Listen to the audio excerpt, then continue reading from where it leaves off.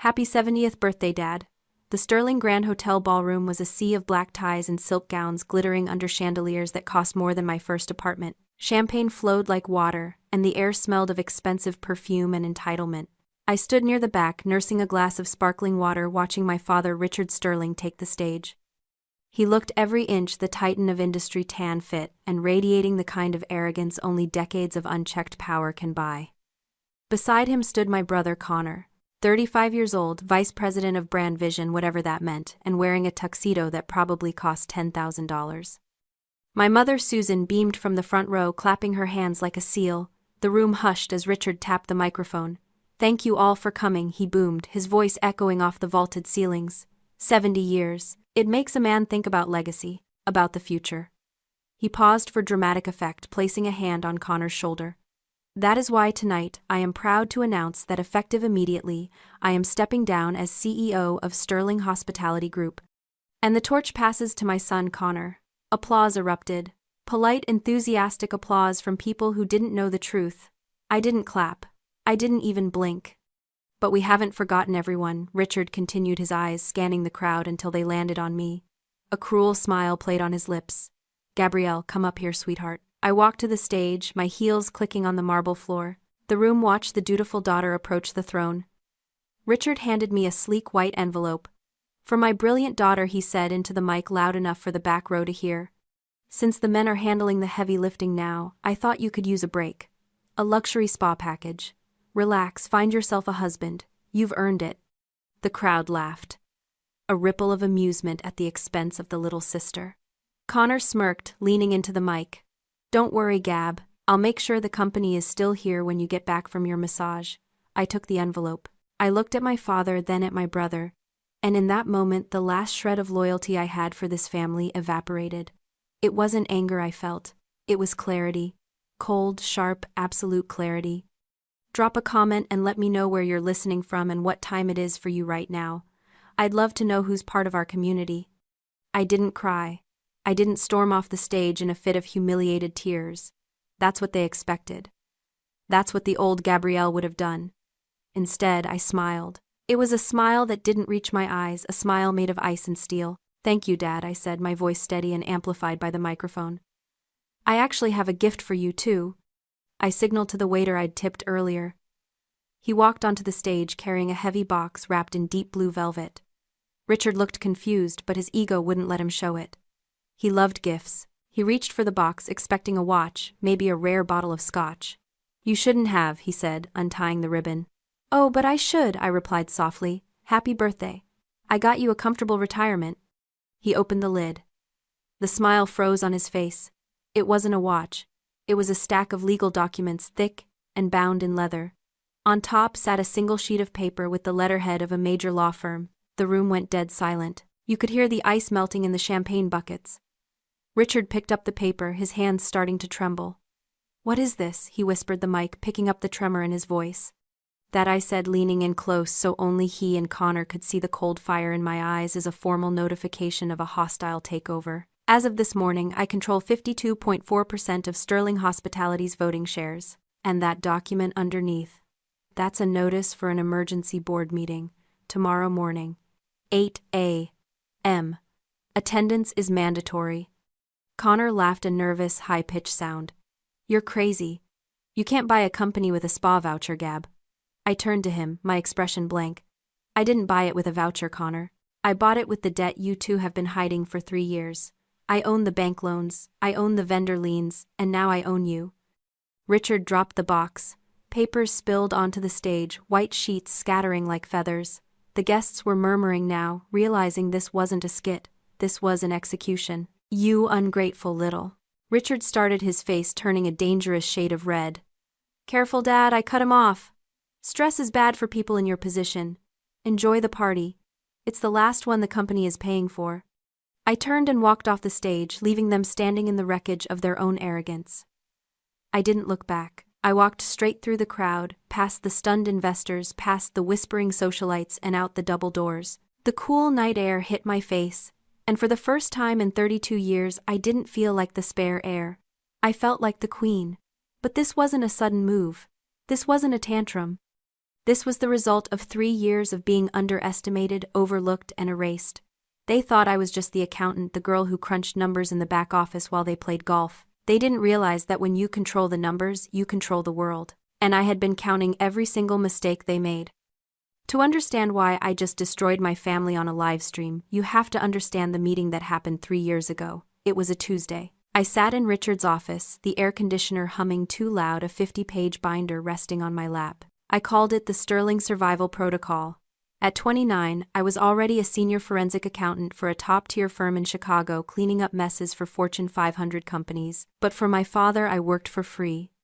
I had spent 6 months analyzing the Sterling hospitality books, and what I found was a hemorrhage. The company was bleeding cash. Occupancy was down 45%.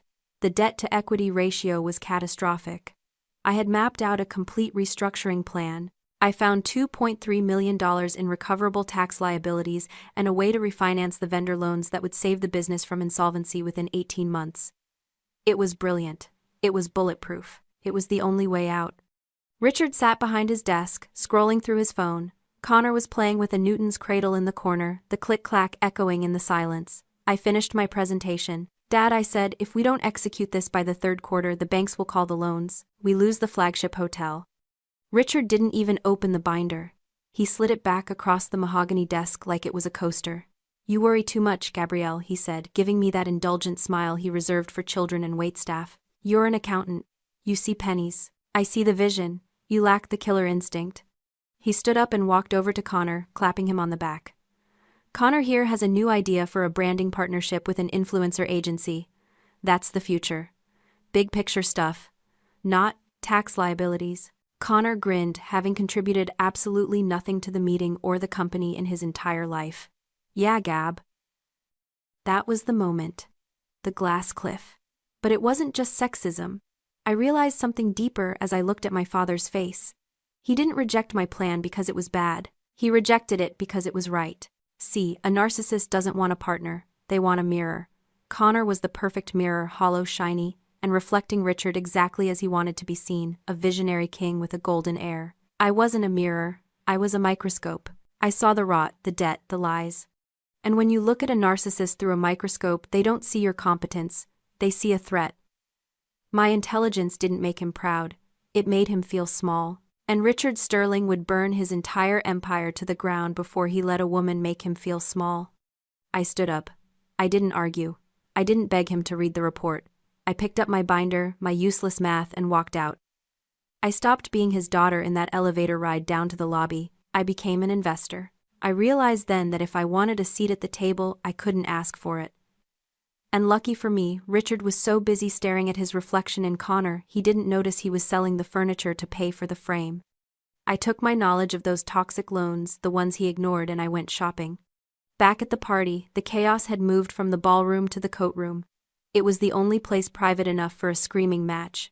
Richard had practically dragged me in there, his face a mask of purple rage. Susan was weeping into a silk handkerchief while Connor leaned against a rack of fur coats, trying to look bored but failing. His hands were shaking.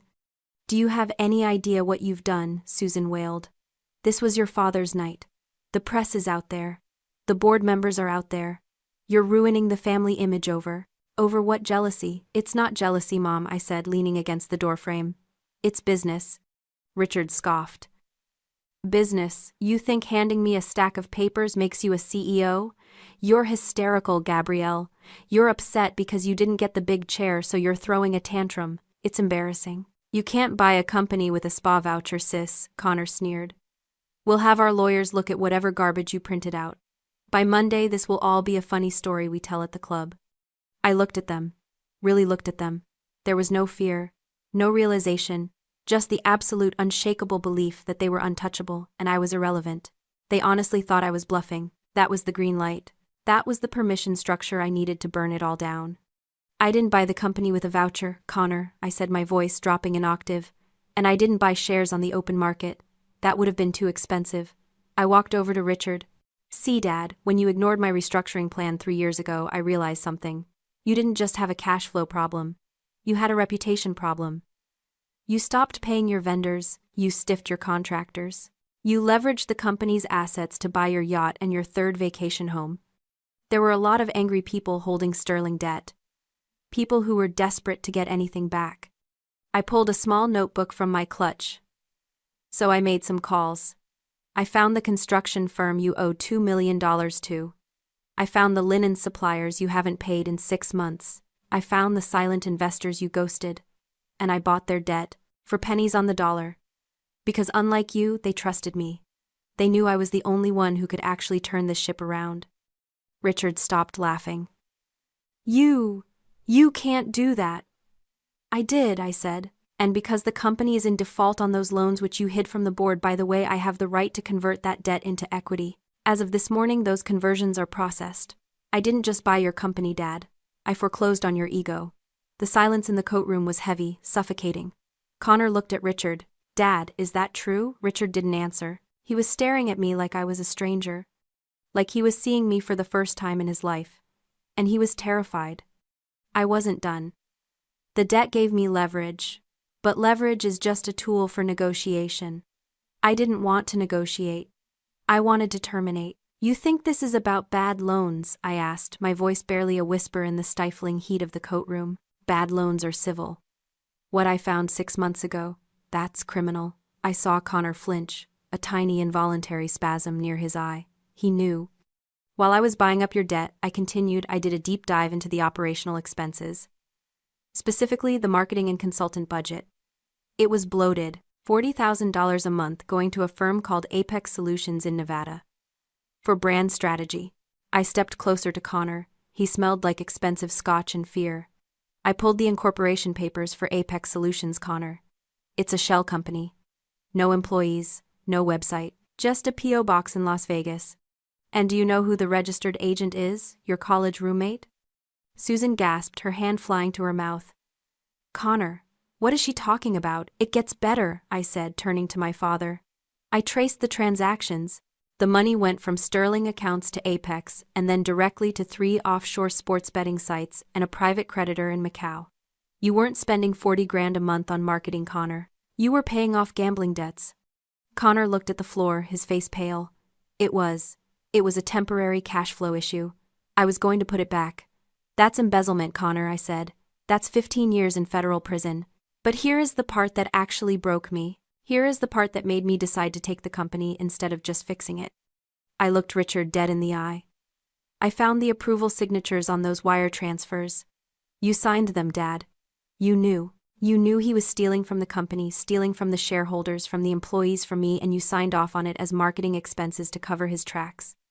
Richard stayed silent, his jaw clenched tight. He didn't deny it. He couldn't. You protected the thief because he was your son, I said, letting the disgust saturate every word. And you fired the fixer because she was your daughter. That was your mistake. Because now I have the forensic audit, I have the bank records, I have the proof of conspiracy to commit wire fraud. I reached into my purse and pulled out a single USB drive. I held it up. It caught the light like a bullet. This drive contains the entire file, I said. By 8 a.m. tomorrow this goes to the SEC and the FBI. Unless you do exactly what I say. You wouldn't, Susan whispered. He's your brother. He's your father. You wouldn't send them to jail. Try me, I said. I've spent 3 years being invisible to you people. You have no idea what I'm capable of. The next morning, the Sterling Hospitality boardroom was colder than a morgue. The heavy oak table polished to a mirror shine reflected the gray Chicago sky outside. The board members, 7 old men who had played golf with my father for 30 years, sat in uneasy silence. They had received my emergency summons at midnight. They knew something was wrong, but they didn't know the empire had already fallen. I sat at the head of the table. My father's chair. At 8 a.m. sharp, the double doors opened. Richard walked in. He was wearing a fresh suit, his hair perfectly coiffed, trying to project the image of the untouchable king. Connor walked a step behind him, looking like a ghost. Gentlemen, Richard boomed, forcing a smile. I apologize for this irregularity. My daughter seems to be under the impression that... Sit down, Richard, I said. I didn't shout. I didn't raise my voice. I just spoke with the absolute authority of the person holding the gun. One of the board members, Mr. Henderson, cleared his throat. Richard Gabriel has provided us with documentation regarding significant ownership changes, and some concerning financial irregularities. Richard froze. He looked at me. I tapped the laptop in front of me. The projector screen behind me lit up. It wasn't a slide deck. It was the gambling ledger, pages of wire transfers, betting slips, and Richard's signature authorizing the cover-up. This, I addressed the board, as evidence of systematic embezzlement and fraud, totaling $1.4 million over 3 years. Authorized by the CEO. Executed by the VP of Brand Vision. The room erupted. Shouts of, "Is this true, and my God, Richard?"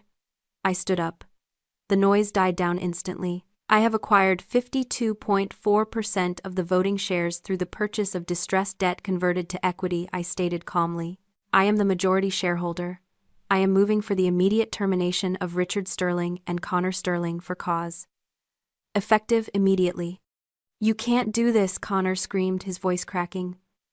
"Dad, tell them." Richard slumped into the nearest chair. He looked at the screen. He looked at the board members who were now looking at him with a mixture of horror and fury. He realized there was no spin that could fix this. "I have a proposal," I said, looking down at my father. "Option A, you and Connor are terminated for cause. I hand this digital file to the federal authorities waiting in the lobby. You leave here in handcuffs and the Sterling name becomes synonymous with fraud." Richard flinched. "Option B," I continued. "You both resign immediately. Citing health reasons. You surrender your remaining equity to the company to cover the embezzled funds. You sign NDAs. And you walk out of here. No pension. No severance. But no prison." The silence stretched for 10 seconds. 10 seconds that ended a dynasty. "Please," Richard whispered. It was the first time I had ever heard him beg. "Gabrielle, think about the family reputation." I looked at the man who had given me a spa voucher while handing his kingdom to a thief. I looked at the man who had erased me for 32 years. "The reputation is dead, Dad," I said, closing the laptop with a final snap. "I'm just burying the body." Richard signed the resignation papers with a shaking hand. He didn't look at me. He walked out of the boardroom, a broken old man leaning on his criminal son for support. As the door clicked shut, I sat back in the leather chair. It was comfortable.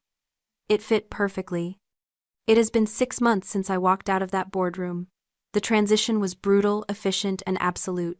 Richard and Susan retired to a 2-bedroom condo in Boca Raton. It is a nice condo. I pay for it. I also control their monthly stipend.